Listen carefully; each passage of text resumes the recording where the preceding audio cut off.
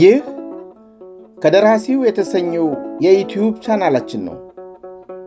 በዚህ ቻናል የተለያዩ አዝናኝና አስተማሪ መጽሐፍትን በየሳምንቱ ሐሙስ ከቀኑ 7 ሰዓት እንተርካለን። አድማጮቻችን ቻናላችንን ሰብስክራይብ፣ ላይክ እና ሼር እንድታደርጉልን በአክብሮት እንጠይቃለን።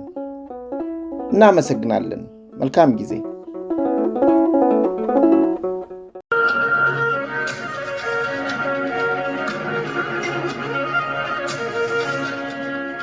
ዓለምነሽ የአረብ ሀገሯ ስደተኛ።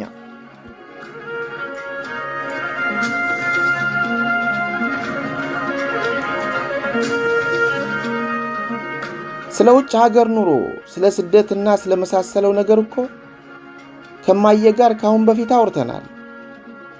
የኔን ለመሄድ ማሰብ ግን አልነገርኳትም።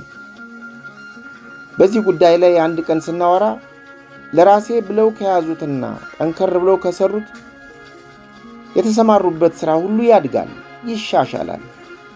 አንቺም በዚሁ በፀጉር ሙያ ከበረታሽ ታድጊያለሽ፣ ትሻሻያለሽ ብላኝ ነበር። ይህ የወይዘሮ አመለወርቅ ፀጉር ቤት ሥራ እንደተስማማኝ ስለምታየኝ እንደሚሄድ በነግራት ታዝናለች ወይም ትቆጣኛለች። አለዚያም ሊከፋት ይችላል ብዬ ግራው ስለገባኝ ነው። እንዳልከውም በመሄዱ ስለቆረጥኩ እንደምንም ዳር ብዬ ነግራታለሁ አልኩትና እንዲያው ለነገሩ በኔ ቀበሌ በኩል መታወቂያ ማግኘት ካልተቻለ ሌላው አማራጭ ምንድነው አልኩት። ሌላውማ ከገጠር ወደ ከተማ የመጣች እህቴ ናት ብዬ በኔ አድራሻ አስመዝግቤሽ ከኔ ቀበሌ መታወቂያ ይወጣልሻል አለኝ። ያላሰብኩትና በእርግጥም ጥሩ አማራጭ በመሆኑ በጣም ደስ አለኝ። የአረብ ሀገሩ መንገዴም እየተስተካከለ መሆኑ ተሰማኝና ይሁን እንግዲህ እንደዚያ እናደርጋለን፣ የሂልተኑን ጉዳይ ሐናን ጠይቄ ነገ እነግርሃለሁ ብዬው ቡና ከምንጠጣበት ካፌ ወጣን። እኔን ታክሲ ውስጥ አስገብቶኝ ከነገ ወዲያ ምሳ ሰዓት ላይ እመጣለሁ ብሎኝ ተለያየ።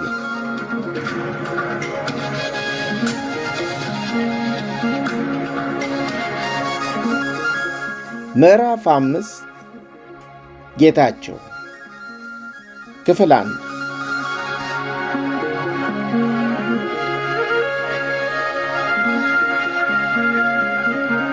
ከሂልተን ሆቴል ወጣ እንዳል ጌታቸው ትከሻዬን ያዝ አደረገና እንግዲህ መሄድሽ ቁርጥ እየሆነ የመጣ ይመስላል። የምትፈልጊው እስከሆነ ድረስ ቢሳካልሽ ደስ ይለኛል። መሄጃሽ ደርሶ አሳፍሬሽ እስከማርፍ ድረስ ያለችውን ጊዜ ሁሉ አብሬሽ ባሳልፍ እወዳለሁና እራት እየበላን ትንሽ እንጫወት አለ ቅር እያለው። ሁኔታውን ሳየው አሳዘነኝና አይዞ ጌትዬ፣ እግዚአብሔር እስከፈቀደ ድረስ መቼም ሆነ መቼ የትም ሀገር ቢሆን የጊዜ ጉዳይ ይሆናል እንጂ አንለያይም ብዬ ከጎኑ አቀፍኩትና እሺ ደስ ወደምልህ ቤት እንሂድ አልኩት። ከሂልተን ትንሽ ወረድ አልንና ታክሲ ይዘን ብዙ ሳንርቅ እዚያው ካዛንቺስ አካባቢ አንድ ምግብ ቤት ገባን።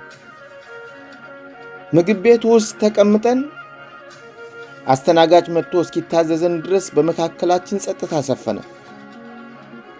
ከፊት ለፊቴ የተቀመጠውን ጌታቸውን ሳየው ትክዝ ያለና ሐሳብ የገባው ይመስላል። ለምን እንደሆነ ቢገባኝም እንዴት አድርጌ ከሐሳቡ ልመልሰው እያልኩ ሳስብ ድንገት ብልጭ አለብኝና ለመሆኑ ስንት ብር ነው የሰጠኝ? ከፍተን እንየው አልኩት። ምን ያስቸኩላል? በኋላ ቤትሽ ስትደርሽ ታየዋለሽ። ከቸኮልሽ ክፈች እናየው ሲለኝ አስተናጋጁ መጣና ምን ልታዘዛችሁ ብሎ ንግግራችንን አቋረጠው። ራት አዘን እየጠበቅን እያለን መጀመሪያውኑ ካደረብኝ ጉጉት ጋር የጌታቸው ፈቃድ ስለተጨመረበት ፖስታውን ከቦርሳዬ ውስጥ አውጥቼ ከፈትኩት። እንዳልከውም ገንዘብ ነው አልኩት ጌታቸውን። ታዲያ ምን ሊሆን ይችላል? ቁጠሪው ስንት ነው አለኝ። ገንዘቡን ከቦርሳዬ አውጥቼ ስቆጥረው 20 ባለ 100 የኢትዮጵያ ብሮች ናቸው።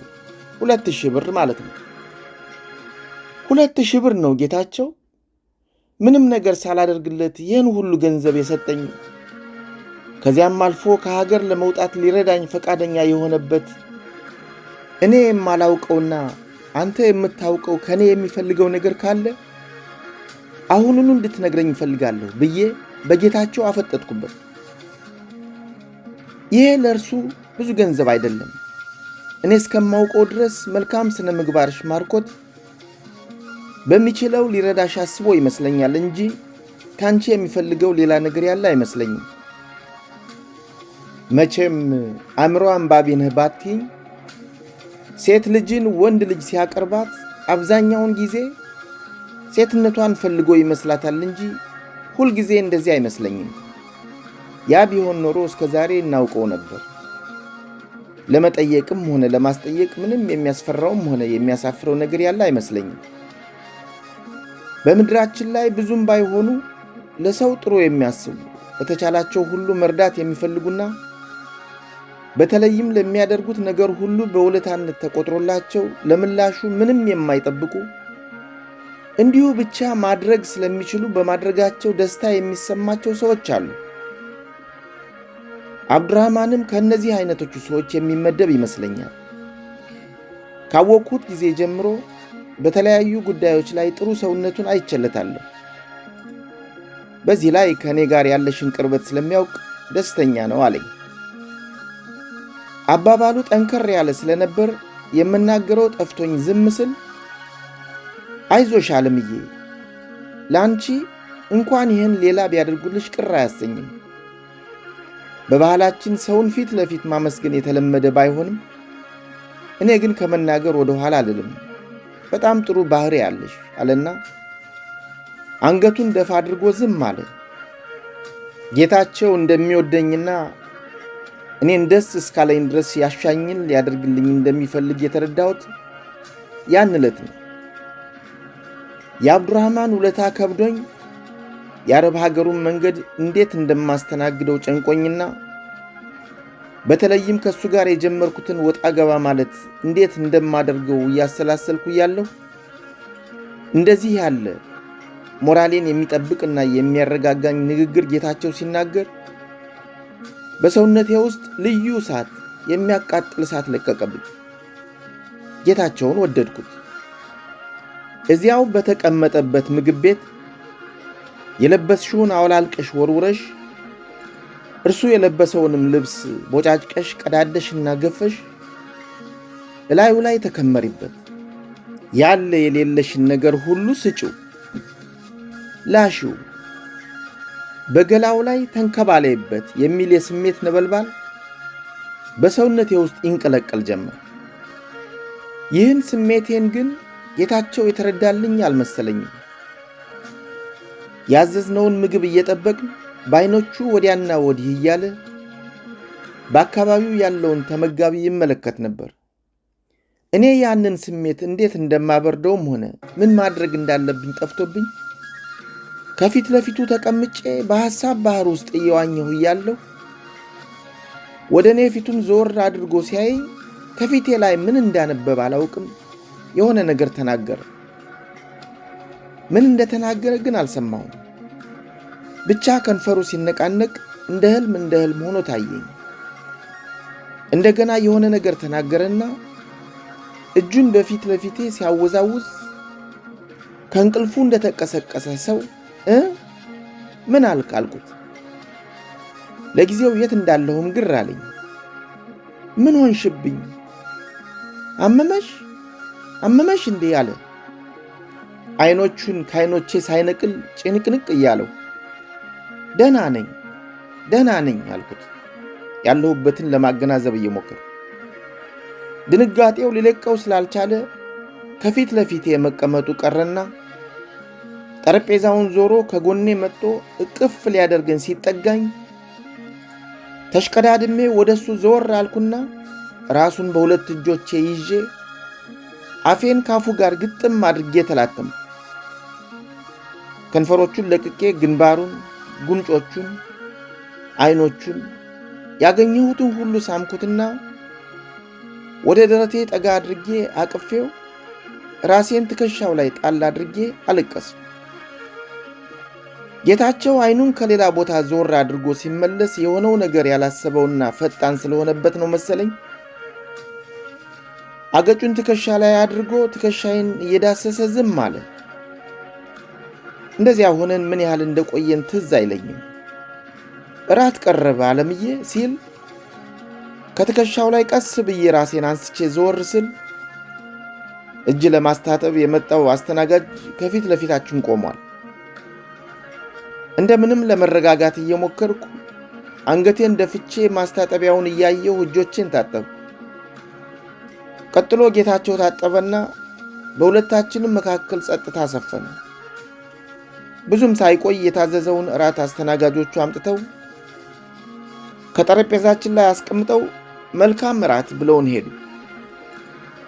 በድርጊቴ እንደ ፍረት እየተሰማኝ ጌታቸው ምን እንደሚል ጠፍቶበት ነው መሰለኝ ዝምታው እንደተጫነን እጃችንን ወደ እንጀራው ስንልክ ከአስተናጋጆቹ አንደኛው ተመለሰና ይቅርታ የሚጠጣ ነገር አልታዘዝናችሁም፣ ምን ይምጣላችሁ አለ። ለእኔ አምቦ ውሃ አልኩ። ጌታቸው መለስ አለና አምቦ ውሃ ብቻ፣ ቀይ ወይን ጨምርበት ጠርሙሱን ሲል ቀና ብዬ አየሁት። አስተናጋጁ የታዘዘውን ሊያመጣ ሲሄድ ጌታቸው ከፊቴ ላይ ምን እንደታየው አላውቅም። እንዴ ምንድነው? ምን ሆንሽ ብሎ የሚሆነው ጠፋበት፣ ተርበተበተ። ከአንገቴ ቀና አድርጎኝ ተይ እንጂ ወደ ባሻ አትሁኝ፣ ጊዜ እስኪያልፍ ሁሉንም ነገር እንዳመጣጡ መቻል ነው። አቅሜ እስከሚችለው ድረስ አለሁልሽ፣ ተጎንሻለሁ እያለ ሊያረጋጋኝ ሲሞክር ያ እንደ እሳት የሚያቃጥለኝ ስሜት ቀዝቀዝ እያለልኝ ቢሆንም ረመጡ ስላልጠፋ ራሱን በእጆቼ ይዤ ግጥም አድርጌ ስሜ አፉን ዘጋሁት። ወደድኩ ጌትዬ ወደድኩ አልኩት አይኖቼን ከአይኖቹ ላይ ተክዬ። እኔም እኮ ወድሻለሁ አለምዬ፣ በጣም ወድሻለሁ አለ።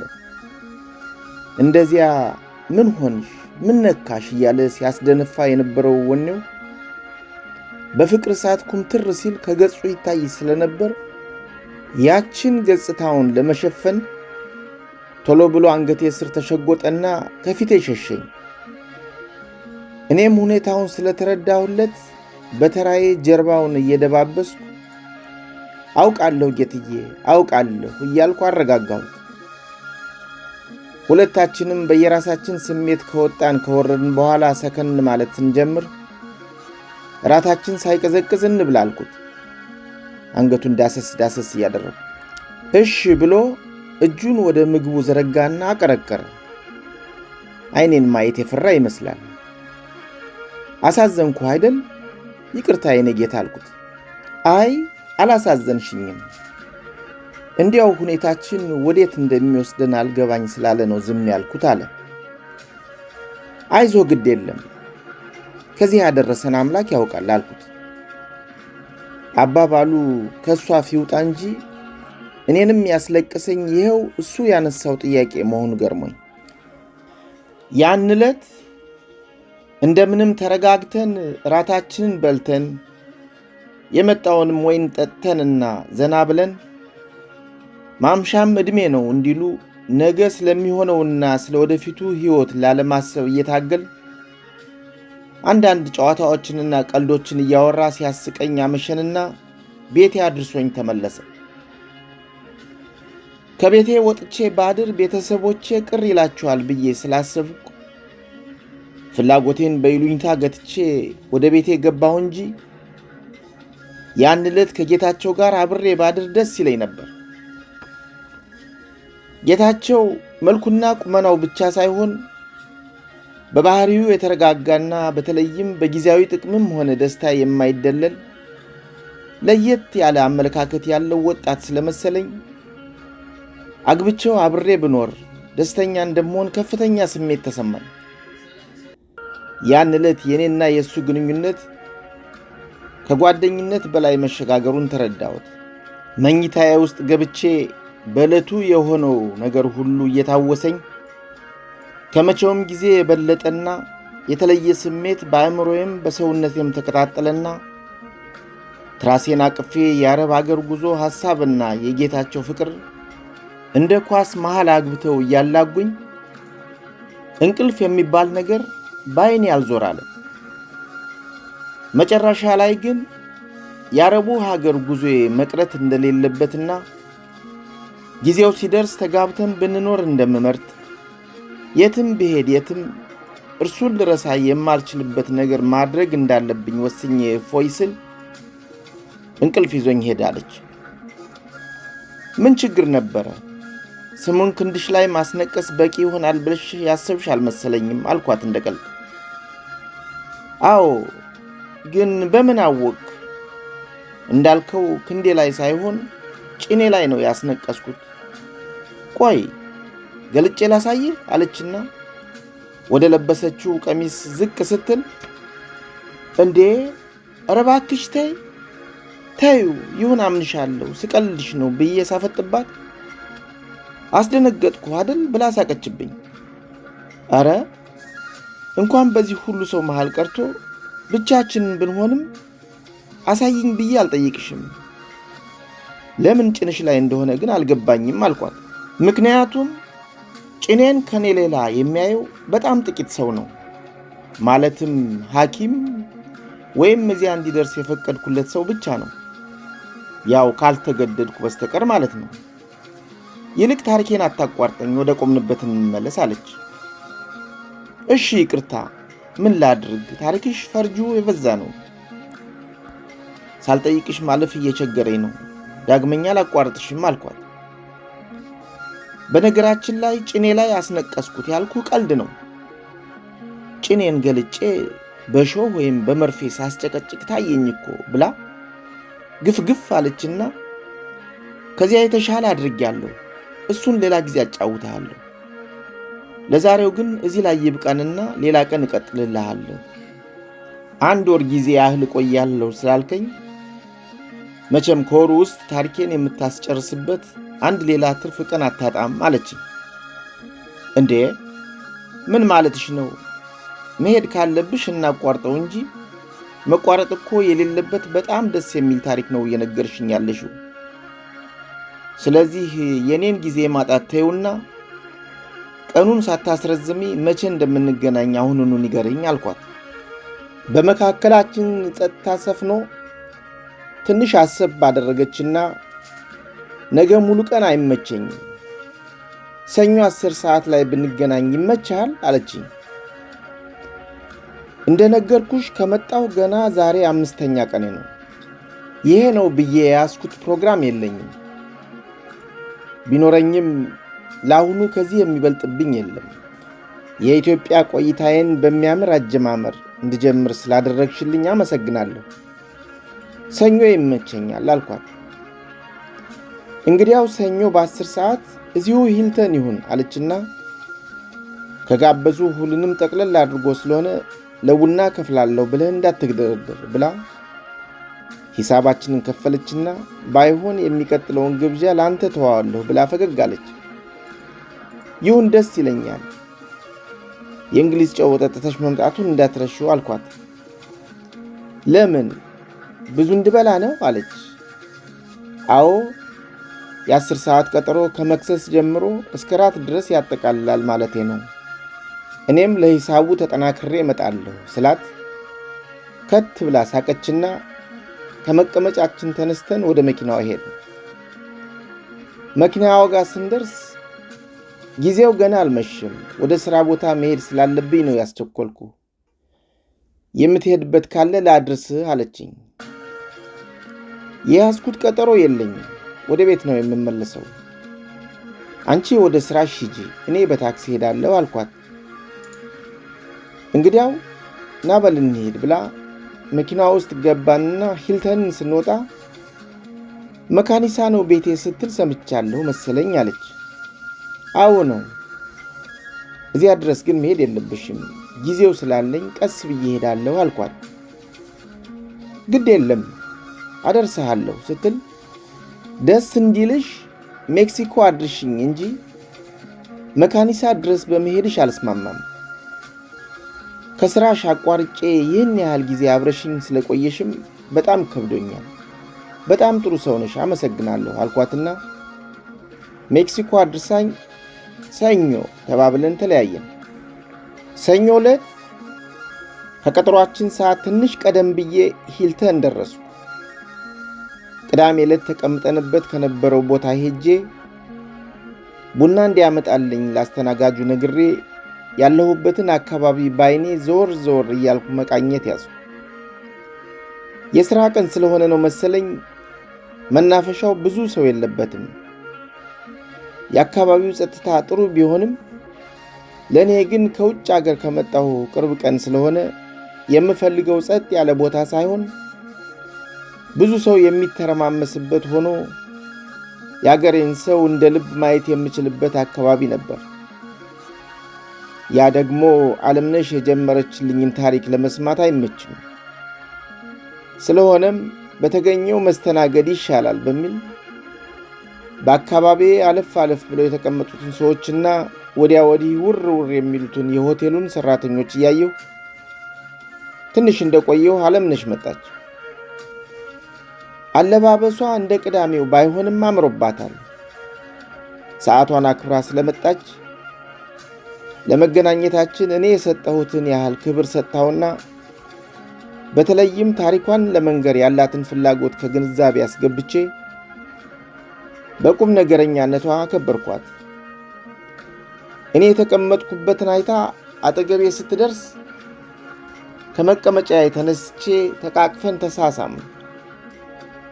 እንደ ተቀመጠችም በጣም ቁም ነገረኛ ነሽ፣ ሰዓት ማክበር ታውቂያለሽ አልኳት። አመሰግናለሁ፣ ሰዓቱ የተከበረው አንተ ስለሆንክ ነው አለች። ማሾፍሽ ነው አይደል አልኳት። ለነገሩ ነው፣ አልፎ አልፎ አይሳካልኝም እንጂ በቀጠሮ ሰዓት ይደርሳለሁ አለችና እንዴት ነህ ለመድክ አለች። አለሁ ለምጃለሁ። በእንጥልጥል የቀረውን ታሪክሽን በሐሳቤ አንዴ ወዲህ አንዴ ወዲያ እየወሰድኩ መዳረሻውን ለማግኘት ስሞክር ሰነበትኩ አልኳት። መዳረሻውማ እዚህ ሆኖ ይኸው አብረን ተቀምጠን የለም እንዴ? ልዩነቱ አንተ ለጉብኝት መጥተሃል፣ እኔ ደግሞ እኖርበታለሁ። ከዚሁ ከአዲስ አበባ ተጀምሮ እዚሁ አዲስ አበባ ደርሷል። እንዲሁ ነው የደከምከው ብላ ፈገግ አለች። እሱስ እውነትሽን ነው። መዳረሻውን አልኩሽ እንጂ የኔን ከሀገር አወጣጥ ሂደት አስታውሼ ያንቺ አወጣጥ እንዴት ሊሆን እንደሚችል ለማገናዘብ ስሞክር የተጓዝኩበትን ሂደት እያሰብኩ ነበር ለማለት ፈልጌ ሲሆን፣ በሌላው ጎኑ ደግሞ ቀረብ ብሎ የሚያነጋግረው ቢያገኝ ሁሉም ሰው የራሱ የሆነ ታሪክ ያለው መሆኑን አስታውሼ የተጓዝኩበትን የሐሳብ ጎዳና ለመግለጽ መሞከሬ ነው አልኳት። እውነት ነው። እያንዳንዷ ዕለት አዲስ የመሆኗን ያህል ሁሉም ሰው በዚያች ዕለት ለራሱ ታሪክ እየሰራ ነው የሚያልፈው። ያንዳንዱ ተግባር በአካባቢው ከሚደረገው ለየት ስለሚል በታሪክነቱ ሲሰሙት ጆሮ ይስባል አለችና ተው እባክህ ሌላ ፍልስፍና ውስጥ ገባን አለች። አጠገቤ መጣ መቀመጧን ያየው አስተናጋጅ መጥቶ አምቦዋ አዘዘችና ሁሉንም የረፍት ጊዜህን እዚህ አዲስ አበባ ብቻ ነው የምታሳልፈው አለች። እናቴ ደብረ ማርቆስ ነው የምትኖረው። ብዙዎቹ ዘመዶች ያሉት ጎጃም ነው። ይሄ በፈረንጁ ሀገርና በኢትዮጵያ መካከል ያለው የሰዓት መዘበራረቅ ሲለቀኝ ከሰሞኑ ሄዳለሁ። ያም ሆኖ ያንቺን ታሪክ ሰምቼ ሳልጨርስ ለመሄድ ሐሳቡ የለኝም አልኳት። ይሁን፣ ስለ ፍላጎትህ አመሰግናለሁ። እናትህ በጉጉት ስለሚጠብቁህ ቶሎ ብትሄድላቸው ጥሩ ነው። የኔን ታሪክ ስትመለስ ልጨርስልህ አለች። የለም እንደዚያማ አይሆንም። እናቴን በስልክ አግኝቻታለሁ።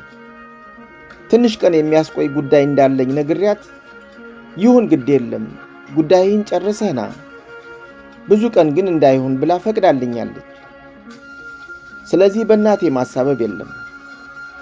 ይልቁንስ ትዝ ይለኛል ያን ዕለት የቆምነው ጌታቸውን ማስተዋሻ እንዲሆነኝ ጭኔ ላይ ስሙን አስነቅሻለሁ ካልሽኝ በኋላ መልሰሽ ደግሞ ቀልዴን ነው ብለሽ ነበር። የትኛውን እንደማምን ሳልወስን ነበር የተለያየን አልኳት። አዎ እሱ እንኳን ቀልድ ነው። ቀልዱንም ቁም ነገሩንም በአንድ ላይ ከሰበሰብከው የምትሸከመው ይበዛብሃል። ስለዚህ ከምነግርህ የአንዳንዱን እውነት መጠርጠር ይኖርብሃል ብላ አደነጋገረችኝ። የሆነው ሆኖ እውነትም ይሁን ውሸት የምትናገሪው ሁሉ ደስ ስለሚል ለጊዜውም ቢሆን ሁሉንም እሸከመዋለሁ፣ አይከብደኝም አልኳትና ሳቀች። ከዚያም ከፊቷ ተቀርቶ የተቀመጠላትን አምቦ ውሃ ቀመስ አደረገችና አንገቷን ወደ ጎን ዘመም አድርጋ ለአንድ አፍታ በሐሳብ ስምጥ አለችና ወደ እኔ ዞር ብላ አብዱራህማን ጥሎን ከሄደ በኋላ ጌታቸው የጅዳውን መንገድ ለማሳካት የሚያስፈልጉትን ነገሮች በዝርዝር አወጣና ምን ማድረግ እንዳለብን መወያየት ጀመርን። ከነዚህ አስፈላጊ ከሆኑት ነገሮች ውስጥ ዋነኛው ፓስፖርት ማውጣት ነው። ፓስፖርት ለማውጣት ኢትዮጵያዊ መሆኔ ማረጋገጥ ያስፈልጋል። ለእኔ ኢትዮጵያዊነቴን ባልጠራጠረውም ፓስፖርቱን የሚያዘጋጀው የውጭ ጉዳይ ሚኒስቴር ግን ከምኖርበት አካባቢ መታወቂያና ወንጀል ያልሰራሁ ወይም በወንጀል ጉዳይ የማልፈለግ መሆኔን የሚያረጋግጥ የፖሊስ ማስረጃ ይፈልጋል። ሌላው የአረብኛ ቋንቋውን መልመድ ወይም ቢያንስ የሚባለውን ትንሽ ለመስማት የሚያስችለኝ ችሎታ እንዲኖረኝ መማር ወይም መለማመድ የምችልበትን ሁኔታዎች ማመቻቸት፣ ትምህርት ቤት መግባት ካለብኝም የአረብኛ ትምህርት የሚሰጥበት ትምህርት ቤት ማፈላለግ፣ አለባበሱንና አንዳንድ ምግቦችን ለመልመድና ለማወቅ መሞከሩ ሁሉ በእቅድ ተያዘና ወዲያ ወዲህ ማለት ጀመር። በሚገርም ሁኔታ ለእኔ ጉዳይ የበለጠ ተጨናቂም ሆነ ወዲያ ወዲህ ባዩ ጌታቸው ሆነ። የፓስፖርቱን ጉዳይ ለማሟላት የቀበሌ መታወቂያ እንደሚያስፈልገኝ የነገረኝ ቢሆንም በዚያን ወቅት መታወቂያ ስላልነበረኝ ትንሽ ተጨናነው።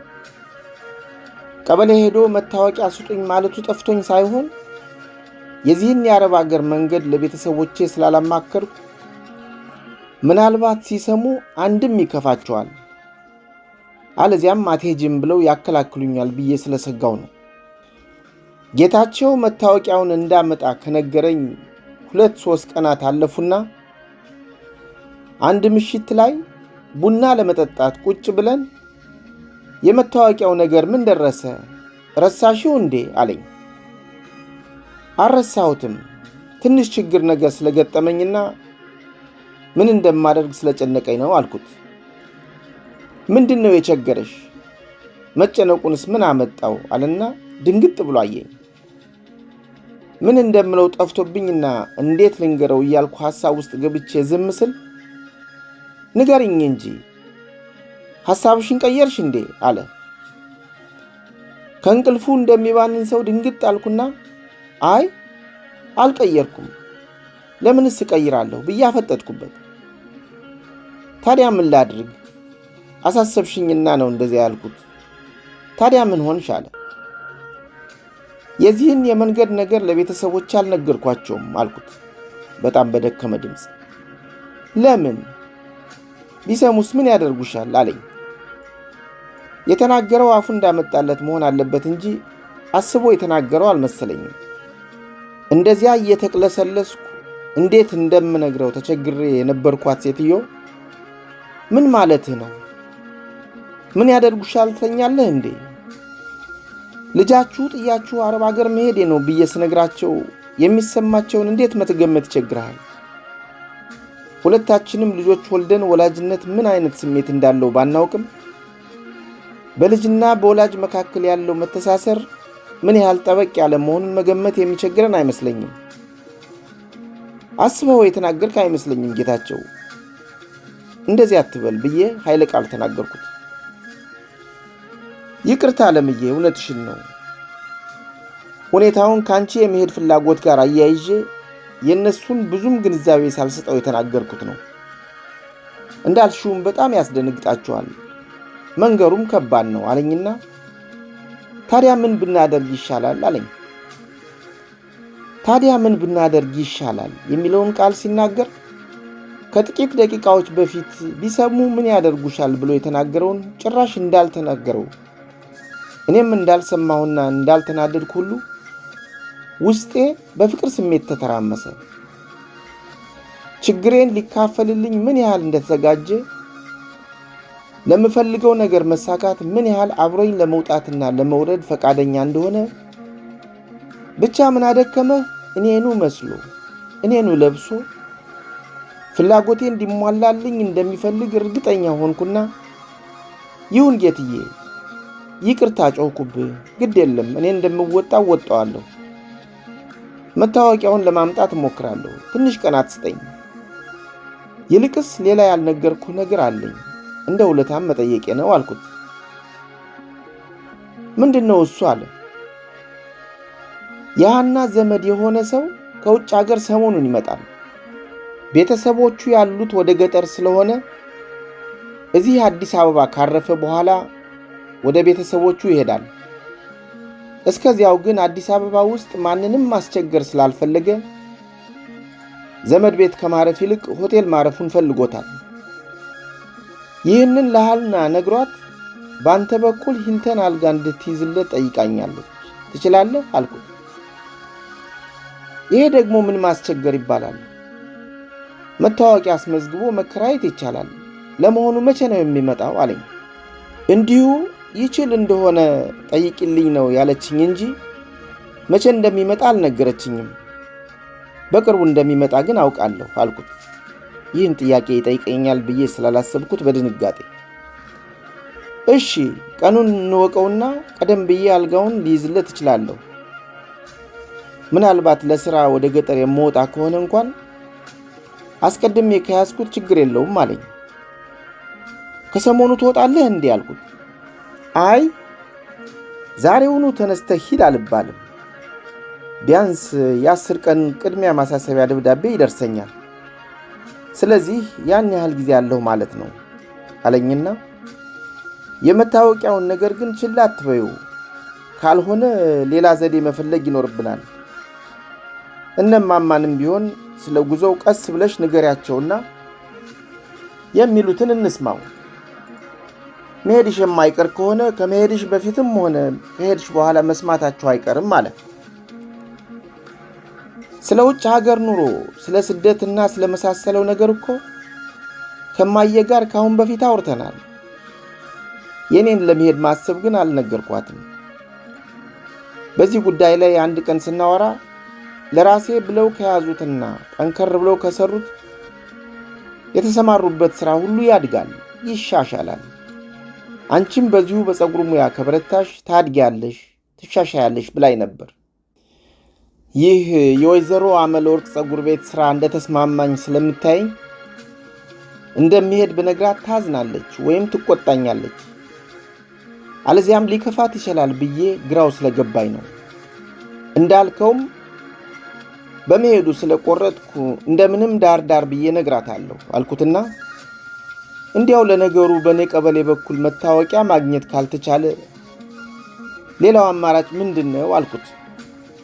ሌላውማ ከገጠር ወደ ከተማ የመጣች እህቴ ናት ብዬ በኔ አድራሻ አስመዝግቤሽ ከኔ ቀበሌ መታወቂያ ይወጣልሻል አለኝ። ያላሰብኩትና በእርግጥም ጥሩ አማራጭ በመሆኑ በጣም ደስ አለኝ።